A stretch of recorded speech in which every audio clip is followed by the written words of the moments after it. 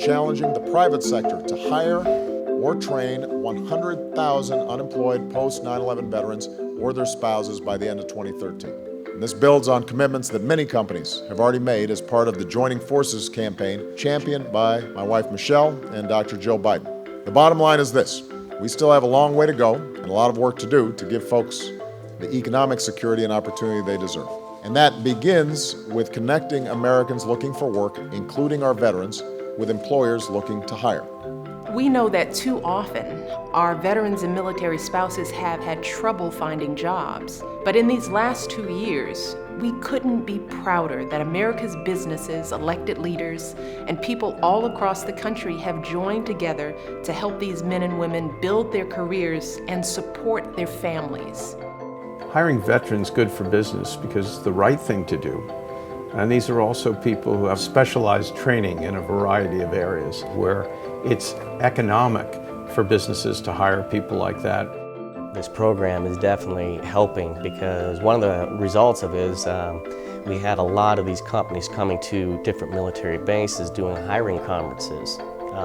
In which case you'd literally get done working and you can go and talk to a company representative, and several of my friends actually got hired right then and there.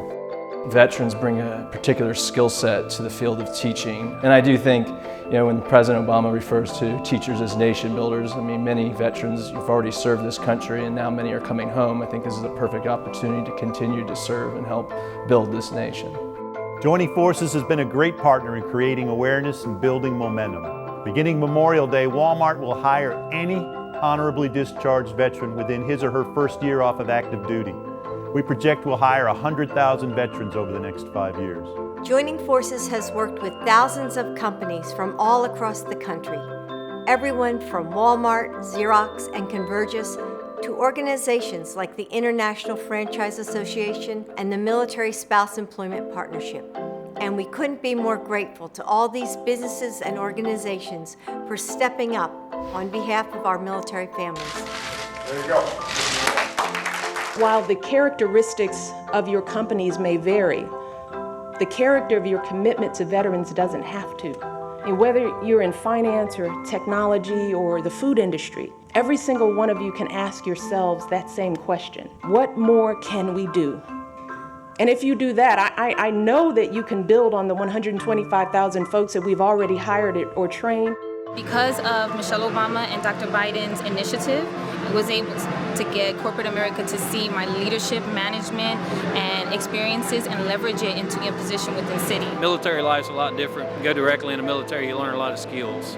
And it's nice to have a government that actually stands behind us and tries to give us, better employment, with great companies. We're at the point in our, I think, military engagement where we're going to start seeing a lot of military veterans coming out, and they're going to need opportunities. And I think it's the right thing for business leaders to look to that group of people to leverage their leadership experiences, right, and infuse that talent inside their companies.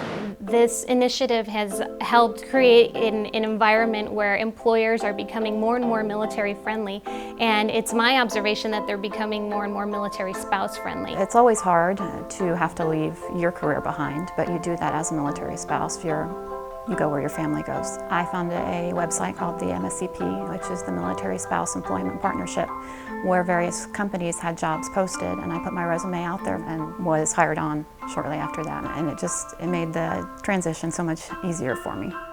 Michelle and I have heard so many stories from veterans and military spouses about all the headaches that come with getting the right credential or professional license.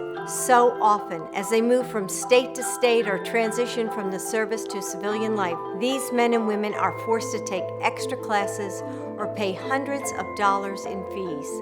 This means they wait months before they can start earning a paycheck, even though they already have the skills they need to do the job. This is a solvable problem. So today, we are setting a national goal. By the year 2014, we want all 50 states to have passed their own legislation to address these licensing issues. It's important that all 50 states are involved because as military spouses, we don't know where we're going to move next. This legislation is important to me as a nurse. I'm trying to renew my license, and having the legislation expedite me getting my license will help. In a little more than a year, we've gone from 11 states to 36 states that have enacted legislation to support our military spouses. And veterans issues are moving even faster. In just the last 2 months, 13 states have already acted to support our veterans. But we have more work to do. And we're not going to stop until we find a way to serve and support every single military family in America. This was a great idea to focus the nation on this problem, and I applaud the administration for doing that.